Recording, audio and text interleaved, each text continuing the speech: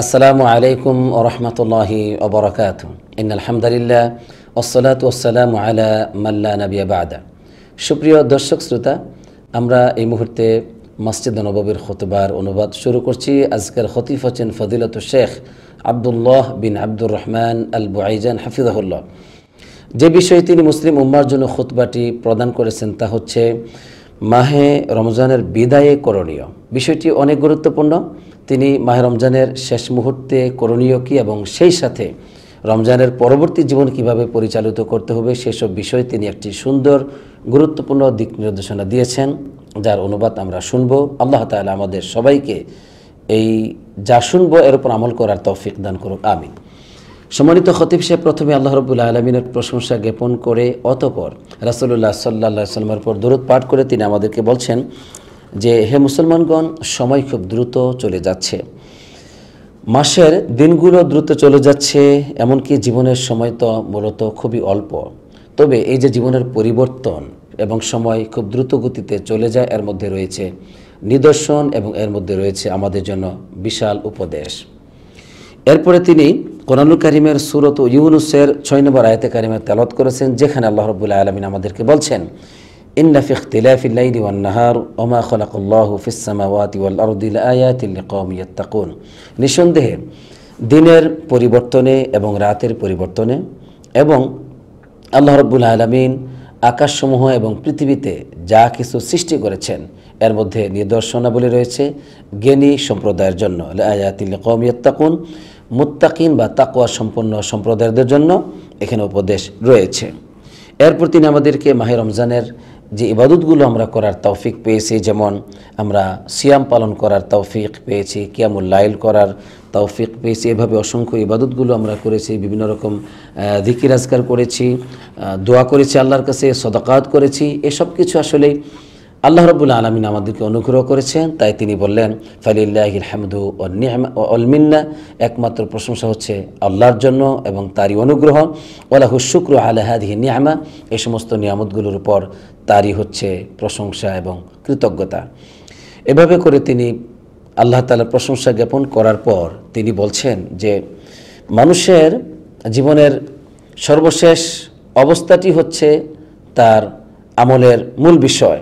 আলা ওয়া ইন্নাল আমালা বিল খাওয়াতিম, জেনে রাখো যে ভালো মন্দ নির্ভর করে একজন মানুষের শেষ অবস্থার উপর।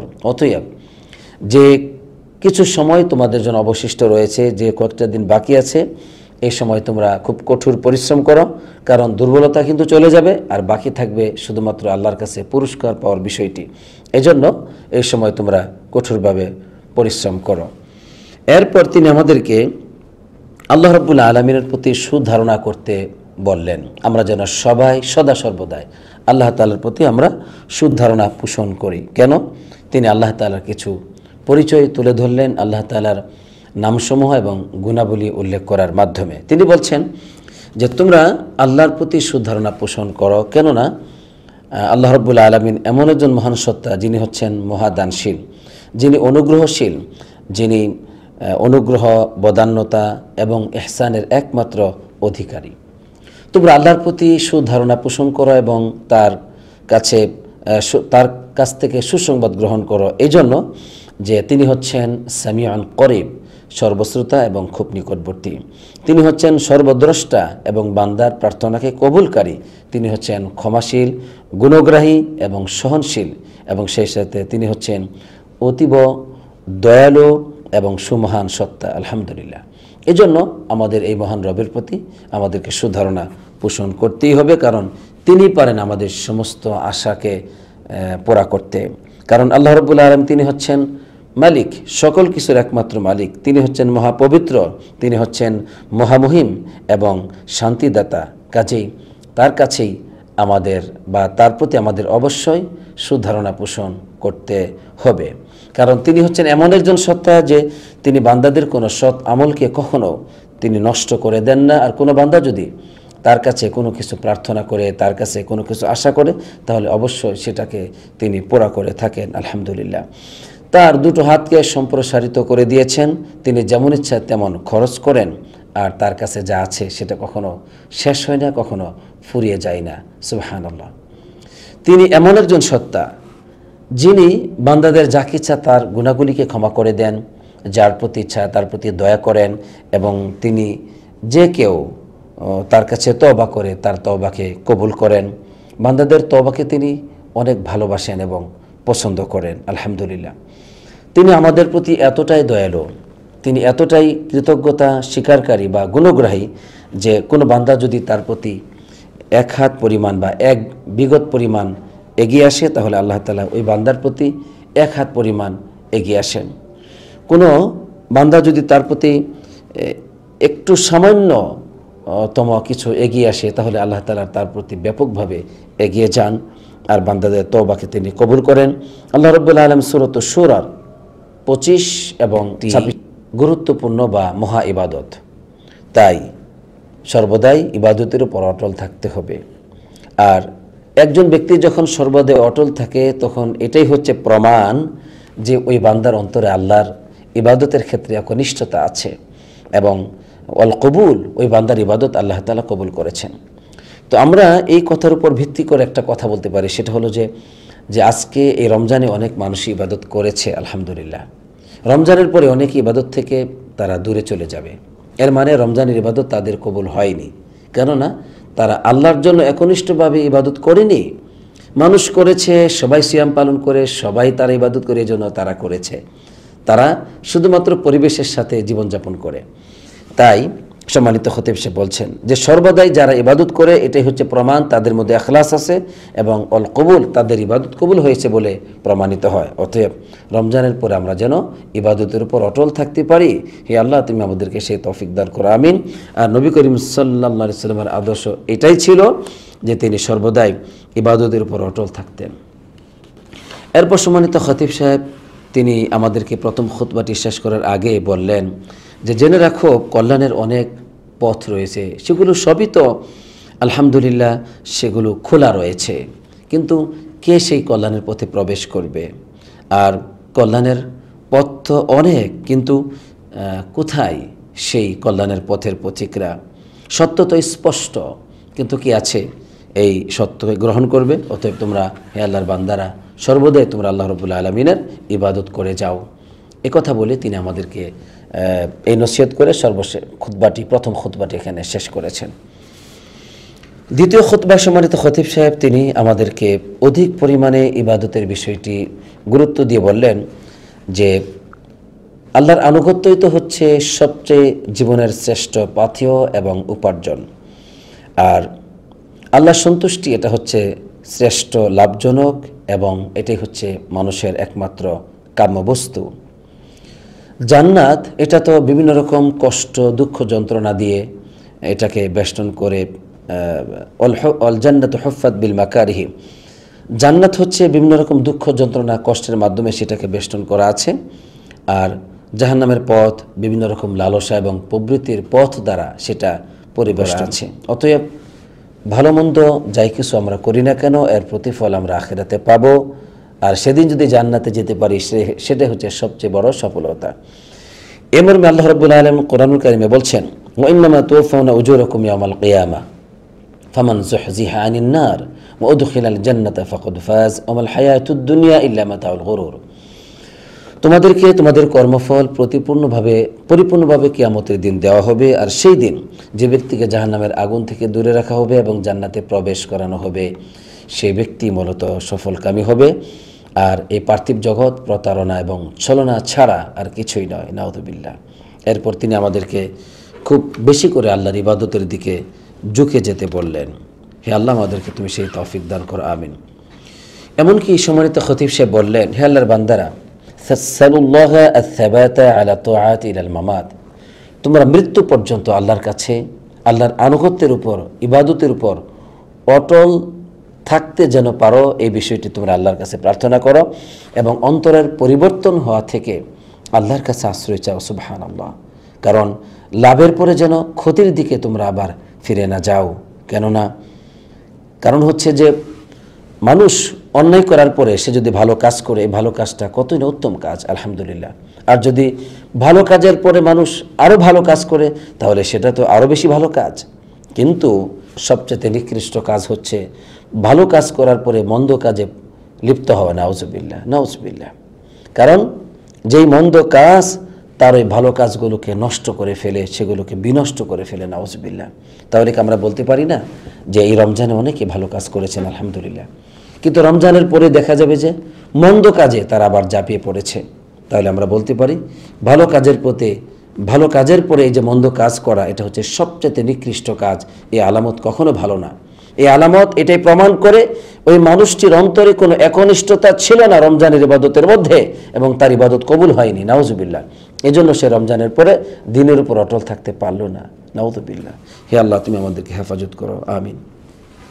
এরপর সম্মানিত খতিব সাহেব তিনি সুন্দর করে আমাদেরকে বুঝালেন যে একজন মানুষের যে ইবাদত কবুল হয় অথবা গ্রহণযোগ্য ইবাদতের কিন্তু প্রভাব আছে তার ইমানের মধ্যে, এমনকি তার অন্তরে এবং তার অঙ্গ প্রত্যঙ্গের মধ্যেও এর প্রভাব আছে। তার অন্তরে কি প্রভাব?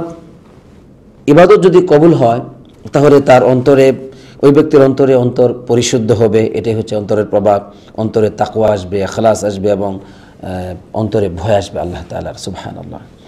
আর অঙ্গ প্রত্যঙ্গের মধ্যে যে প্রভাব, সেটা হচ্ছে যার ইবাদত আল্লাহ কবুল করেছেন বা গ্রহণযোগ্য ইবাদত যার হয়েছে, ওই ব্যক্তি সমস্ত পাপ থেকে, হারাম থেকে সে বিরত থাকতে পারবে। এটা হচ্ছে তার ইবাদতের প্রভাব তার জীবনে, তার অঙ্গ প্রত্যঙ্গের মধ্যে, এবং সে সর্বদাই আল্লাহর আনুগত্যের উপর অটল থাকতে পারবে যদি কারো ইবাদত কবুল হয়। তাই সম্মানিত খতিব সাহেব বলছেন যে আল্লাহর বান্দারা, তোমরা আল্লাহ রাব্বুল আলামিনকে পরিদর্শক হিসেবে গ্রহণ করো এবং জেনে রাখবে আল্লাহ তাআলা তোমাদের চেহারার দিকে, তোমাদের সুন্দর সুঠাম দেহের দিকে, শরীরের দিকে তাকাবেন না। তিনি আল্লাহ রাব্বুল আলামিন তাকান বান্দাদের অন্তরের দিকে এবং সে কি কাজ করছে কর্মের দিকে তাকান। কাজেই কাজ ভালো হতে হবে, কেননা অনেক সিয়াম পালনকারী আছে যারা সিয়াম পালন করেছে কিন্তু কোনো সোয়াব নেই তাদের, কারণ সঠিকভাবে সিয়ামগুলি পালন করে নেই তারা। হয়তো মানুষকে দেখানোর জন্য করেছে অথবা পরিবেশের কারণে করেছে, ইমানের কারণে সে করে নেই।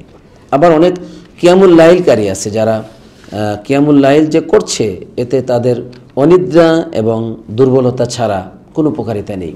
কারণ এই সমস্ত কিয়ামুল লাইল তারা হয়তো মানুষকে দেখানোর জন্য করেছে অথবা পরিবেশের কারণে করেছে, অথবা কিছুটা ইমান হয়তো এসেছে, কিন্তু রমজানের পরে তাদের ইমানটা চলে যাবে, তারা আবার বেঈমান হয়ে যাবে, তারা আবার আল্লাহর অবাধ্যতার মধ্যে, ফরজ ইবাদতকে তরক করার মধ্যে লিপ্ত হয়ে যাবে, নাউজুবিল্লাহ। এই জন্য অনেক সিয়াম পালনকারী তার সিয়ামের কোনো সওয়াব পাবে না, অনেক কিয়ামুল লাইলকারী তার কিয়ামুল লাইলের কোনো সওয়াব সে পাবে না। এরপর সম্মানিত খতিব সাহেব খুতবার দ্বিতীয় খুতবার শেষাংশে তিনি পৌঁছে বলছেন যে হে আল্লাহর বান্দারা, আসলেই সমস্ত মাসই হচ্ছে ইবাদতের মৌসুম, যদিও কোনো কোনো মাসের চাইতে কোনো মাসের আলাদা একটা ভিন্নতা এবং মর্যাদা রয়েছে, কিন্তু আসলেই জীবনের পুরো সময়টা হচ্ছে ইবাদতের সময়। তাই ইবাদতকে অবহেলা করা যাবে না। প্রত্যেক মানুষই সকাল করে, কিন্তু দেখা যায় সে তার এই সকালের অবস্থায় সে তার জীবনটাকে হয়তো ধ্বংসের মধ্যে ঠেলে দেয়, অথবা সে ধ্বংসের হাত থেকে সে জীবনটাকে বাঁচায়। কারণ এইভাবেই প্রত্যেক মানুষ সকাল করে। আর প্রতিটি মানুষকে যে জন্য সৃষ্টি করা হয়েছে সেই কাজ করা তার জন্য খুব সহজ করার তৌফিক দেওয়া হয়। অতএব যারা সর্বদা ইবাদত করবে তারাই ভাগ্যবান, তাদেরকে আল্লাহ তাআলা সাহায্য করেছেন এবং তাদের প্রতি আল্লাহর বিশেষ রহমত রয়েছে, আলহামদুলিল্লাহ। পরিশেষে তিনি বললেন, হে আল্লাহর বান্দারা, তোমরা তোমাদের জীবনটাকে সুন্দর করে সাজিয়ে নাও এবং তোমাদের কর্মের মাধ্যমে তোমাদের কথাগুলোকে তোমরা বাস্তবায়ন করো। আর একজন মানুষের প্রকৃত জীবন তো ততটুকুই যতটুকু সময় সে আল্লাহর আনুগত্যের মধ্য দিয়ে কাটিয়েছে, সুবহানাল্লাহ। আর জ্ঞানী ব্যক্তি তো সেই ব্যক্তি যে ব্যক্তি তার নিজের প্রবৃত্তির উপর প্রভাব সৃষ্টি করে সে মৃত্যুর পরের যে একটা জীবন আছে সেই জীবনের জন্য সে কাজ করে যায়, ইবাদত করে যায়, সুবহানাল্লাহ।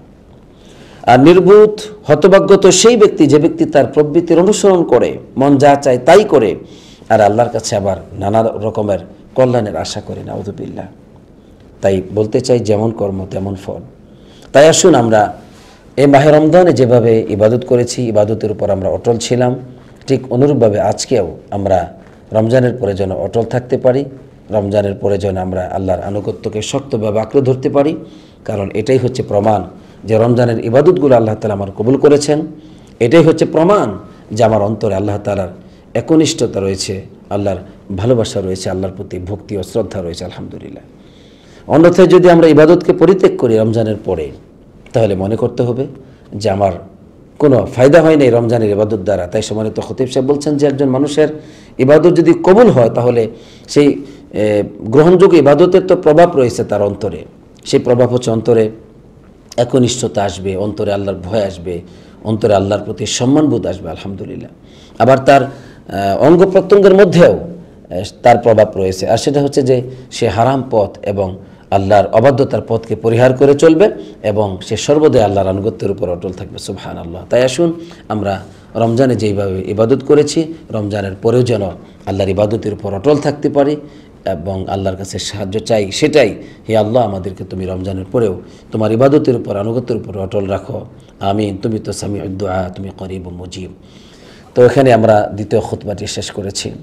আমরা যা কিছু আজকে শুনলাম মাহে রমজানের বিদায়ের সময় বা বিদায় আমাদের যে করণীয় এবং মাহে রমজানের পরেও যে করণীয় কি, এসব বিষয়ে আমরা জেনেছি। আল্লাহ তাআলা আমাদের সবাইকে এর উপর জীবন গঠন করার এবং আমল করার তৌফিক দান করুক, আমিন। আসসালামু আলা নবিয়িনা মুহাম্মদ ওয়া আলা আলিহি ওয়া সাহবিহি আজমাইন।